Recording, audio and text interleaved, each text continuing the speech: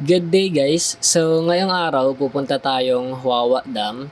Unfortunately sa biyahe na to mag-isa lang tayo kasi yung kasama natin si Vincent hindi siya makakasama kasi mainit na.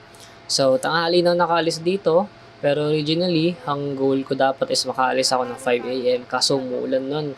So nawalan na ng gana, kumain na lang ako and nag-antay akong uminit saka ako umalis.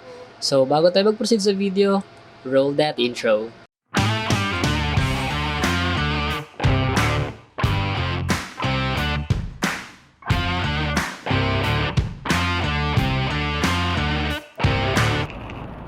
So guys,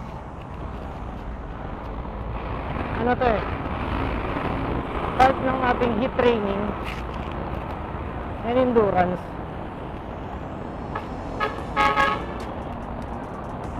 Nag-antipolo tayo ng Friday, nag-rest tayo ng Saturday, and ngayon lang tayo makakapag-ride ulit.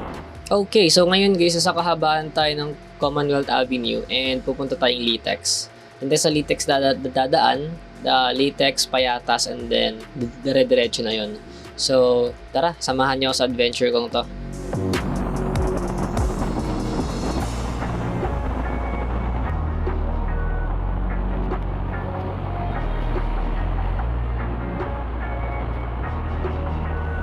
So sa unang part ng video guys, naisip kong i-testing yung chest mount na nabili ko sa Shopee for the second time. And as you can see, puro frame ng bike and legs pa din yung nakikita ko pero nakikita na ng konti yung handlebar. So hindi ako comfortable sa kasi sobrang sikip na niya sa chest and sobra ko na siyang inangat. Pero yung result ng video, ganun pa din. So makikita nyo later na iibahin ko yung setup, ilalagay ko yung SJCAM ko sa handlebar ulit. Okay? Wait nyo lang.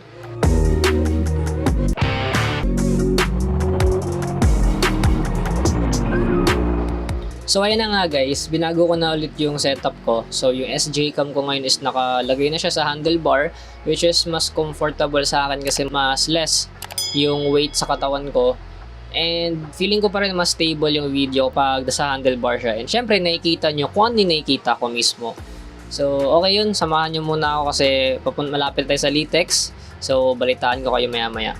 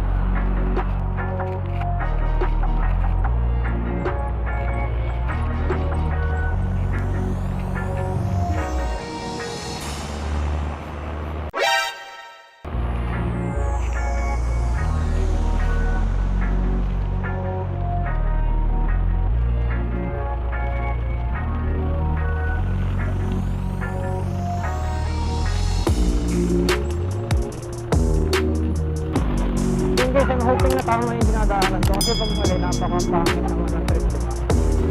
Napaka-anti-climactic.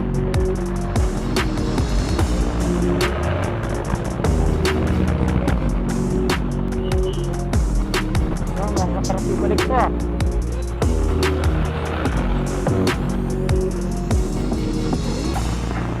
So papunta sa Wawa Dam, usually may mga ahon dun.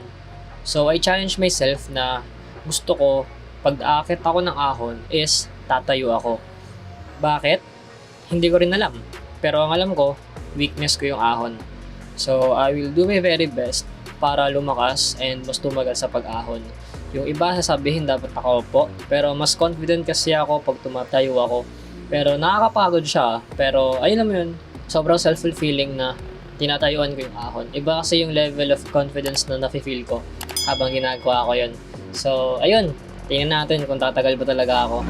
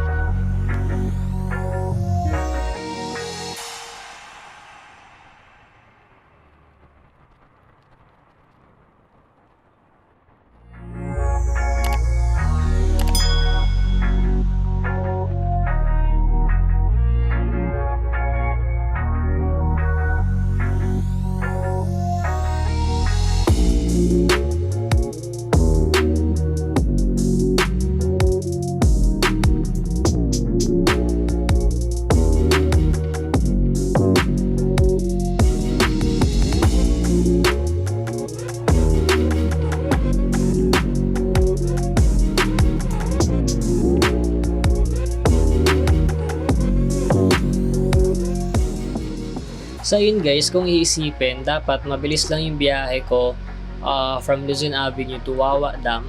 Parang nasa around ilang hours lang siya. Pero sa pagkakalala ko, nakarating ako dun mga mag-alas 3 na or pasado alas 3 na.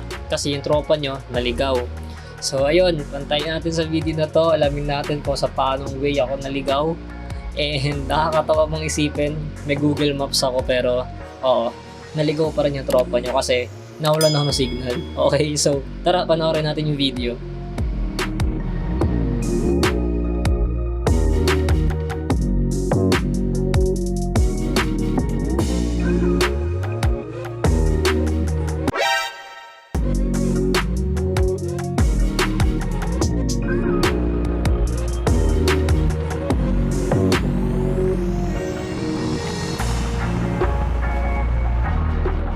So yun guys, dapat kumanan ako dun sa intersection or di ko na kung intersection ba yun, pero dapat kumanan ako dun papuntang Wawa Dam. Pero ang nangyari, dumiretso ako patungo sa kung saan, pero sa pagkakalala ko Rodriguez, papuntang Rodriguez din naman siya, pero hindi siya papuntang Wawa. So ayun, dumiretso ako kaya ako naligaw. So alamin natin kung paano ako makakabalik. Hindi ko alam kung na-record ko ba siya, pero let's see, tingnan na natin yung video.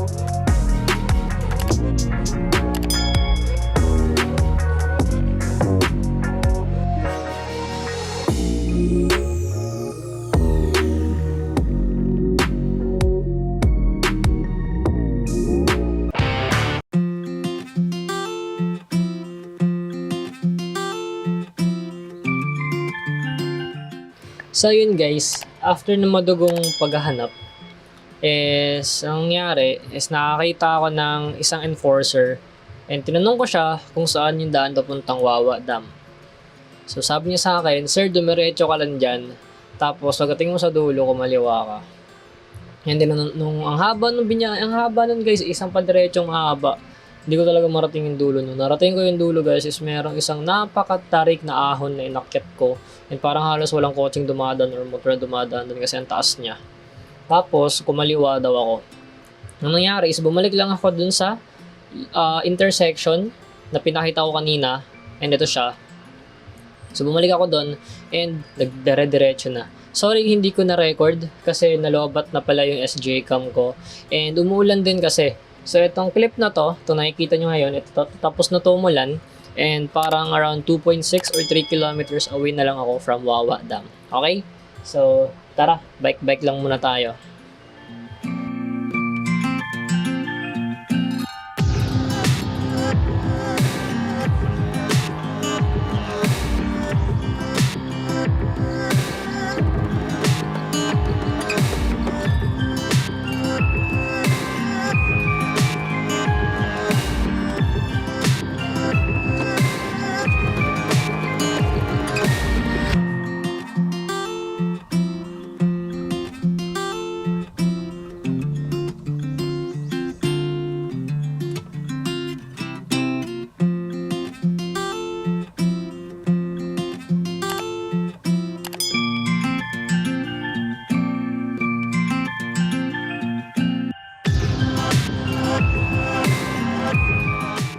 So yun guys, nakarating na tayo sa Wawa Dam. And nakaka-satisfy kasi alam mo yun, napagod ako. Pero ang kapalit is napakagandang view ng mountains and sariwang hangin. Pero at this point, umulan kasi, biglang umulan. Ang init-init biglang umulan. So naghanap agad ng masisilungan kasi basta ako ng pawis and naniniwala ako sa pasma. So ayun, likot muna ako. Then, nakita ko to, dapat silong ako dito. Kaso nagbago yung isip ko kasi may aso sila.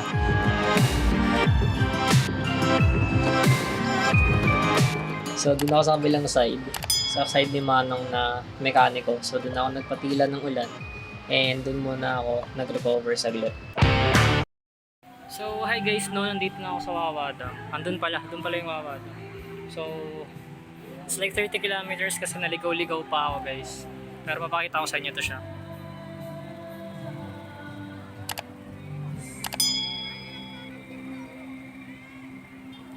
So basically guys, ganun yung itsura niya. So ngayon recover lang ako sa konti. Tapos balik na ako ng Maynila, balik na sa QC. Okay? Peace.